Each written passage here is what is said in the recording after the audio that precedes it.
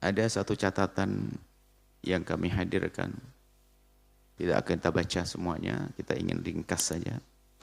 Ada di dalam buku ini, tips sukses di Ramadan ya. Ini ada di antaranya fikih puasa di dalamnya. Dalam memahami puasa, kita bermudah artinya harapan kami dengan catatan-catatan ini, segera kita punya wawasan yang benar tentang puasa, dan itu yang menjadikan amalan kita lebih sempurna. Karena dengan ilmu, puasa secara bahasa namanya menahan. Menahan ngomong juga disebut puasa dalam bahasa Arab. Saya nggak ngomong, puasa tidak ngomong. Tapi dalam pembahasan fikih disebut puasa itu menahan diri. Menahan diri dari hal yang membatalkan puasa. Menahan diri dari hal yang membatalkan puasa dimulai dari terbitnya fajar shadiq atau masuknya waktu subuh, masuk beneran. Waktu subuh masuk tuh terbit fajar shadiq, waktu subuh masuk, hingga terbenamnya matahari. Itu waktu puasa. Maka di sini harus difahami terlebih dahulu tentunya tentang apa sih yang membatalkan puasa. Kan tadi puasa itu adalah menahan diri dari hal yang membatalkannya, dimulai dari terbitnya fajar shadiq alias waktu subuh tiba hingga terbenam matahari. Pasti ada pertanyaan, apa yang membatalkannya? Maka ada catatan ringan yang mudah dihafal kami hadirkan dengan 9 hal yang membatalkan puasa. Di sini ada semuanya. 9 hal yang membatalkan puasa. Akan tapi kita harus jelaskan dulu hukum puasa itu apa. Hukum puasa adalah wajib. Kutiba alaikumusiyam, diwajibkan berpuasa. Puasa hukumnya wajib. Kalau wajib itu adalah jika melaksanakannya mendapatkan pahala, dan jika tidak melaksanakannya mendapatkan dosa. Baik, jadi puasa wajib. Tapi di sana perlu dijelaskan juga, siapa yang wajib berpuasa? Apakah setiap seorang muslim wajib berpuasa? Maka di situ juga kami hadirkan catatan 9 orang yang tidak wajib berpuasa. Kalau Anda bukan tergolong dari 9 orang tersebut, maka pastikan diri Anda wajib berpuasa. Sehingga dalam catatan fikih kami hadirkan 9 orang yang tidak wajib berpuasa dan 9 hal yang membatalkan puasa. 9 dan 9. Kemudian kita mulai dari 9 orang yang tidak wajib berpuasa. Agar tahu bahasanya saat ini kita wajib berpuasa atau tidak. Kalau sudah wajib berpuasa, kalau tidak berpuasa, dosa besar. Yang tidak wajib berpuasa ada 9. Mudah untuk dihafal. Yang pertama dan kedua, saya bilang, saya ambil, saya jadikan 2, 2, 2, 2, 1. Yang pertama adalah anak kecil, yang kedua adalah orang gila. Orang gila dengan anak kecil sama-sama nalarnya nggak jelas. Orang gila nggak bisa diajak ngomong, nggak paham perintah. Anak kecil juga sama, nggak paham perintah. Apa itu larangan? Anak kecil sama orang gila sudah mudah dihafal. Dikit anak kecil karena akalnya belum sempurna. Orang gila sama akalnya belum sempurna. Maka 2 orang ini tidak wajib berpuasa. Anak kecil sama orang gila. Kemudian satu lagi, 3 dan 4. Orang sakit dan orang tua. Situ sebenarnya kita dekatkan biar mudah dihafal, mirip-mirip. Karena orang sakit itu kayak orang tua, biarpun nggak tua. Orang tua itu kayak orang sakit, biarpun tidak sakit. Supaya paham jelas ya. Kalau sampai dari majelis nggak hafal, masuk SLB saja. Ini dibikin cara menghafalnya pun sudah diaturnya. Orang sakit, nomor 3. 4, orang tua. Orang tua dan orang sakit. Kemudian yang kelima dan enam adalah orang haid dan orang nifas. Sama, satu pasang. Orang haid dan orang nifas. Jadi kalau lagi haid Anda tidak wajib puasa. Bahkan haram berpuasa. Yang lagi nifas tidak wajib berpuasa, haram berpuasa. Hafalkan haid dan nifas. Kemudian yang 7, 8 sama mirip-mirip. Orang hamil dan menyusui. Ya, satu pasang. Orang hamil dan menyusui. Nanti kita jelaskan penjelasannya satu demi satu. Orang hamil tidak wajib puasa, orang menyusui tidak wajib puasa. Yang sendirian 9. Orang musafir, orang bepergian. Jika Anda dalam bepergian memenuhi syaratnya, Anda tidak wajib puasa. Baik.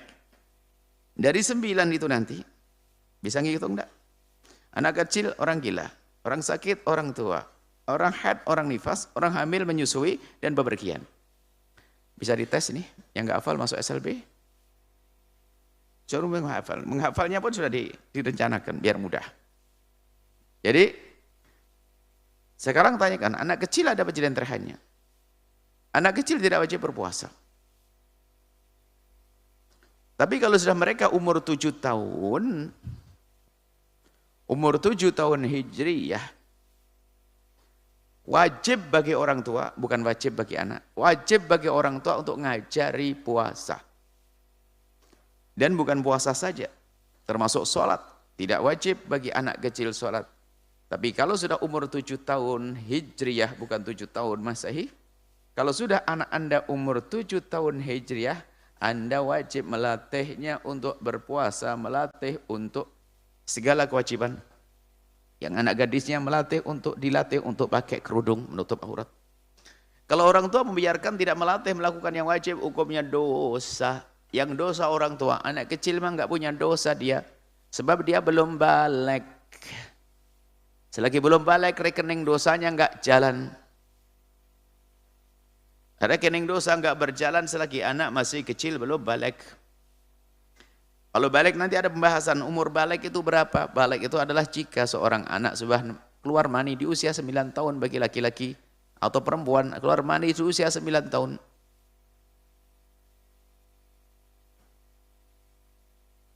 Kalau perempuan ditambah lagi haid di usia 9 tahun. Karena sebelum 9 tahun tidak disebut sebagai haid. Kalau keluar darah sebelum 9 tahun tidak disebut sebagai haid. Kemudian, kalau ternyata tidak keluar mani dan tidak keluar darah di usia 9 tahun, tidak keluar mani bagi laki-laki di usia 9 tahun, ditunggu sampai umur 15 tahun. Kalau sudah sampai atau genap 15 tahun. Genap 15 tahun, maka dia dianggap balik, biarpun tanpa keluar mani dan biarpun tanpa haid. Baik, jadi anak-anak kecil umur 7 tahun dimulai dari 7 tahun usia tamyiz, disebutkan tamyiz itu anak umur 7 tahun dan sudah bisa membedakan antara api dan roti, bisa makan sendiri, bisa cebok sendiri, itu anak tamyiz. Maka bisa diajak ngomong, disitulah dia mulai kita ajari tentang mana yang boleh dan mana yang tidak boleh. Baik, kemudian anak kecil, seorang tua wajib mengajari anaknya berpuasa, biarpun berpuasa tidak wajib bagi sang anak. Mengajari sholat, menutup aurat dan seterusnya. Segala kewajiban wajib kita ajarkan kepada anak kita di saat usia 7 tahun. Mengajari puasa, melatih puasa. Maka Anda harus membangunkan anak Anda untuk sahur. Kalau tidak Anda masuk dosa nanti karena tidak mengajari puasa. Biarpun setelah sahur ternyata jam 8 pagi dia lapar lagi, suruh sahur yang kedua. Karena memang dia belum wajib. Yang jelas Anda wajib mengajari dari pagi, dari malam sudah wajib kita ajari untuk menghormati Ramadan. Untuk mengerti kalau Ramadan harus berpuasa, maka sang anak dibangunkan untuk sahur, makan sahur. Setelah itu niat puasa. Diajari niat berpuasa. Kemudian di dalam berpuasa namanya anak kecil, tidak boleh Anda memaksa. Awas ya kalau kamu buka tak pukul, nggak boleh. Atau diseksa dengan pemberian. Kalau kamu sampai selesai nanti saya kasih sepeda. Dia menahan sampai. Anda pengen sepeda banget dia. Akhirnya bukan dari kemauan dan kemampuan dia. Bisa sakit nanti itu anak, karena belum mampu. Cukup kita himbau, ayo sahur sayang. Kalau ternyata nanti jam 11 siang kok lapar, memang dia belum wajib puasa. Maka disuruh makan, setelah itu suruh puasa lagi, supaya tidak dibebaskan anaknya. Jadi kalau ada anak kecil megang es, keliling mana-mana, itu yang nggak benar bapaknya itu. Nggak pernah ngajari. Diajarin untuk menghormati Ramadan, enggak. Kamu sahurmu kan sama Umi, sama abinya, sahur lagi jam 9, sahur lagi jam 2 kan. Selebihnya nggak boleh keliling makan. Harus dilatih untuk menghormati Ramadan. Sehingga anak kita di luar rumah seperti anak berpuasa. Dan kita jadwal waktu sahurmu, sahur lagi ibaratnya, namanya anak kecil belum puasa beneran. Sahurnya juga sahur-sahuran. Ini cara mendidik anak, harus bangunin untuk sahur. Makan bersama keluarga. Baik, ini anak kecil belum wajib berpuasa, tapi wajib bagi orang tua. Jika menemukan anaknya sudah usia 7 tahun hijriah, wajib bagi orang tua mengajari segala kewajiban termasuk puasa. Jelas untuk anak kecil. Sehingga ada di Jawa, di kampung dulu tuh ada ceritanya puasa beduk. Puasa anak-anak kalau sudah beduk zuhur langsung boleh buka dia. Setelah itu puasa lagi. Memang tidak disebut sebagai puasa sesungguhnya, tapi puasa belajar buat anak-anak. Tapi kalau bapaknya yang puasa beduk, dikasih beduk. Masa orang tua pakai puasanya puasa beduk. Beduk tuh, dung, kan ada. Di kampung zaman dulu tuh kalau waktu zuhur tiba itu ada bunyi beduk. Dung, dung, dung, dung, dung, dung, dung, dung, dung, dung. Ini anak kecil ngerti itu buka. Nanti ada puasa lagi beduk bunyi maghrib. Kurang lebih seperti itu. Baik. Anak kecil belum wajib puasa. Tapi kalau sudah umur 7 tahun kita wajib mengajari puasa. Kemudian yang kedua adalah orang gila. Gila beneran ya, bukan gila tahta sama gila harta, bukan. Orang gila, akalnya tidak hadir. Orang gila. Gila beneran. Diajak ngomong nggak paham. Yang masuk dalam pembahasan gila adalah memang akalnya tidak sempurna. Yang disebut dengan istilah-istilah lain bukan gila dia. Akan tapi semacam kayak anak kecil lagi, idiot. Dia nggak paham. Suatu ketika ada seorang sudah meninggal dan ibunya sudah meninggal, keluarganya sudah tidak ada. Baik keluarganya. Saya kan nggak paham. Setiap ketemu anak ini ngomong, Buya mau kawin, Buya mau kawin. Tak panggil orang tuanya. Ini tolong nikahkan. Ini pengen kawin, pengen nikah. Buya dia enggak ngerti kawin. Yang ia ngerti kawin itu rame-rame, senang gitu. Oh. Jadi kalau ngeliat rame-rame dia senang. Makanya setiap hari dia minta kawin rame-ramenya. Dia enggak ngerti kawin. Padahal umurnya sudah 30 tahun. Cuman dia, mohon maaf, diberi kekurangan oleh Allah. Kekurangan di dunia saja. Di akhirat tidak diseksa orang kayak gitu. Ahli surga yang berjalan di atas bumi. Enggak ada dosa orang-orang idiot itu. Termasuk orang begini tidak wajib puasa. Gimana disuruh puasa? Nggak ngerti puasa. Nggak boleh halal haram, nggak ngerti. Maka orang gila sama-sama tidak sempurna akalnya seperti anak kecil seperti orang gila.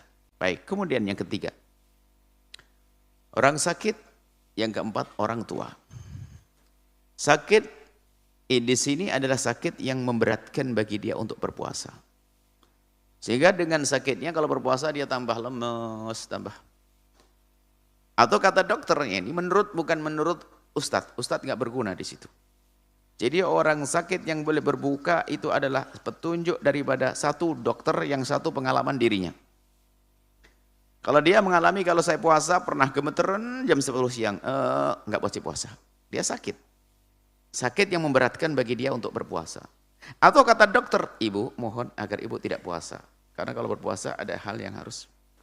Kalau ibu puasa ada obat yang tidak bisa diminum, itu membahayakan ibu. Dengar dokter, nggak usah maksakan. Nggak usah soh dengan Allah. Memang selama ini kita lihat dengan Allah.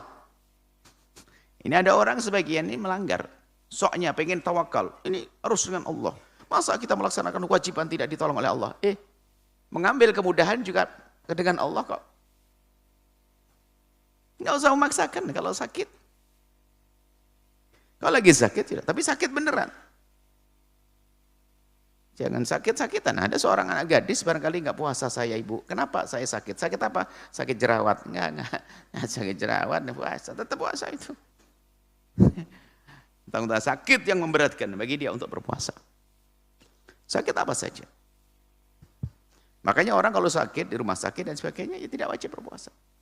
Dan Anda tidak perlu memaksakan. Anda perlu minta petunjuk kepada dokter, dari dokter bagaimana sebaiknya saya puasa atau tidak. Bahkan kalau dia berpuasa dan ternyata puasanya membahayakannya, maka dia dosa. Dia melanggar Allah, wala tulqu bi'aidikum ila tahlukati. Jangan kau letakkan dirimu dalam kehancuran. Tolong mengerti yang sakit, biar cepat sembuh. Anda makan obat yang benar sakit. Dan orang tua. Orang tua di sini rupanya tidak dibatasi umur sebelumnya. Orang tua disebut adalah mirip kayak orang sakit. Umurnya sudah 70 tahun kayak orang tua, ternyata dia masih keker kayak anak muda. Enggak, tetap wajib puasa dia. Karena baginya puasa ringan. Artinya memang ada kedekatan dengan sakit tadi. Umurnya masih 50 berapa, tapi Masya Allah sakit-sakitan. Jadi kayak orang tua. Jadi puasa berat. Intinya adalah jika fisiknya lemah kembali untuk berpuasa karena sakitnya atau karena umurnya, maka di saat seperti itu dia tidak wajib berpuasa. Enggak ada batasan umur seperti umur berapa. Orang dulu umur 80 tahun kayak umur 40. Hari ini umur 40, anak umur 40 tahun kayak umur 80. Makanya ngawur hari ini. Baik, jadi orang tua.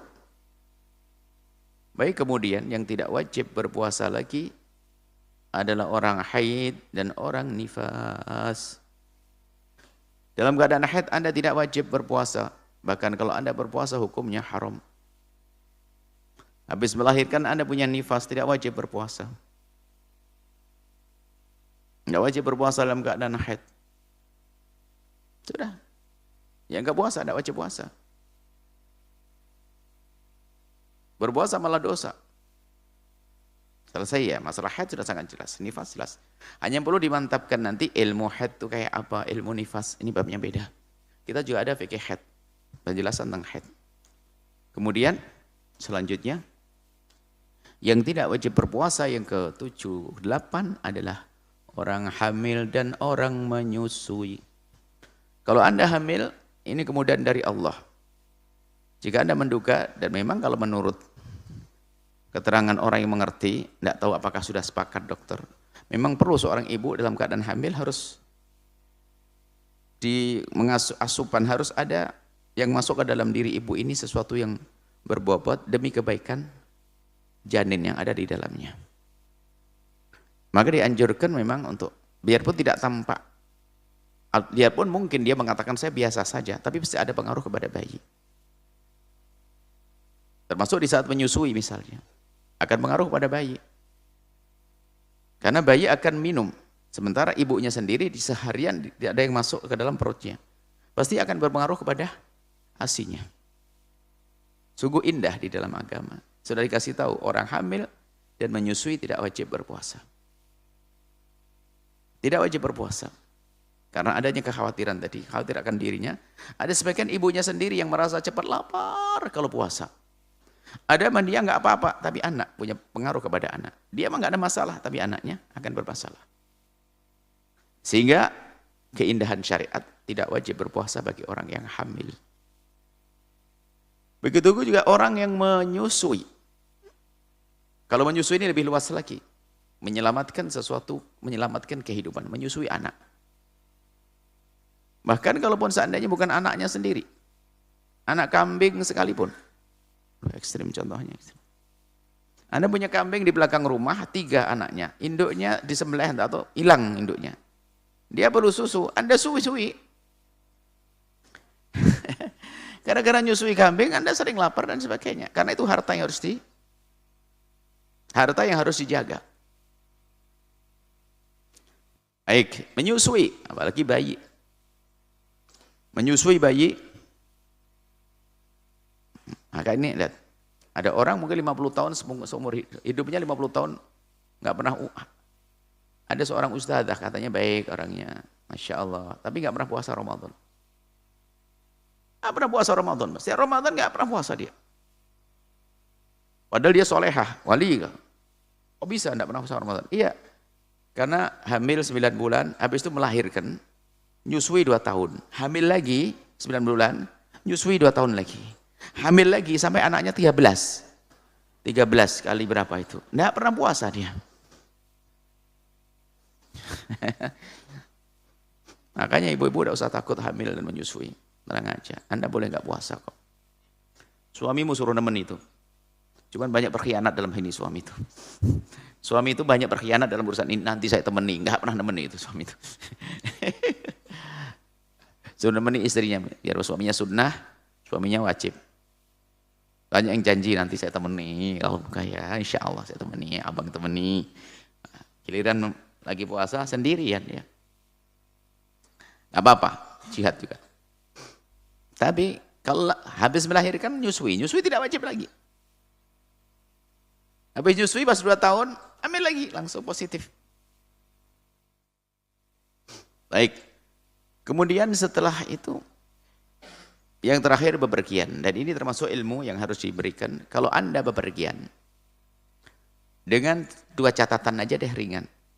Anda tidak wajib berpuasa dengan catatan. Pertama, tujuan yang Anda tuju adalah tidak kurang dari 84 km. Kurang lebihnya, 80 kiloan lah. 84 atau. Yang Anda tuju. Mulainya tidak puasa, boleh di mana saja. Dari sini ke Semarang, Anda mau pergi ke Semarang, berarti tujuan Anda sudah oke. Anda orang Cirebon, mau pergi ke Semarang, berarti Semarang lebih dari 84 kilo, oke. Satu. Yang kedua, di hari yang Anda ingin tidak berpuasa, di hari yang Anda tidak berpuasa itu harus sebelum subuh Anda sudah keluar dari kota kecamatan Anda, kampung Anda. Sebelum subuh Anda sudah keluar. Tapi kalau keluar Anda setelah subuh, berarti Anda sudah kena kecantol wajib puasa. Karena sebelum subuh Anda masih di rumah. Subuh tiba Anda masih di rumah. Jadi kalau sekarang Anda pergi ke Semarang, Anda wajib puasa. Kenapa? Anda sudah ketemu subuh. Tapi tadi pagi Anda sengaja ingin tidak puasa, boleh sampai sengaja. Ayo keluarnya sebelum subuh. Kenapa? Biar kita nggak wajib puasa. Boleh Anda pagi-pagi jam 3, setengah 4 habis sahur langsung jalan. Keluar masuk tol langsung adzan, masuk tol pernah kan sudah keluar kecamatan, adzan, Anda boleh berbuka. Anda boleh makan. Biarpun tetap harus pakai adab, jangan seenaknya makan depan orang dan sebagainya. Dan nanti ada hubungannya dengan warung yang dibuka untuk orang musafir, itu adalah boleh kita melayani orang musafir. Yang punya warung melayani orang musafir boleh. Di rest area dan sebagainya. Tapi kalau yang dilayani adalah orang yang wajib puasa, maka warung tersebut dosa. Ini ada rentetan fikih sana. Baik, kita hanya bicara orang bepergian. Sehingga di dalam sepanjang bepergian seperti pertanyaan di hari kemarin, ada seorang tugasnya sopir bis, nggak pernah tinggal di rumah, bolak-balik, nggak wajib puasa dia. Nggak wajib puasa sepanjang dia di perjalanan. Memang kaidahnya selagi Anda dalam bepergian dengan ketentuan yang disebutkan maka tidak wajib puasa. Baik, ini dulu gambarannya, masih ada lanjutan sebetulnya. Dari 9, maka sekarang tanyakan diri Anda sendiri. Anda anak kecil atau bukan? Bukan. Gila enggak Anda itu? Enggak, alhamdulillah sehat. Sakit? Sehat. Orang tua? Ada yang tua. Anak, baik Anda tidak tua. Kemudian hari ini Anda tidak haid. Anda laki-laki tidak haid. Tidak nifas juga, ini jelas ya. Anda tidak hamil, tidak menyusui. Anda tidak bepergian, maka Anda wajib puasa. Setelah Anda menyaksikan video ini, jangan lupa berselawat kepada baginda Nabi Muhammad sallallahu alaihi wa alihi wa sahbihi wasallam.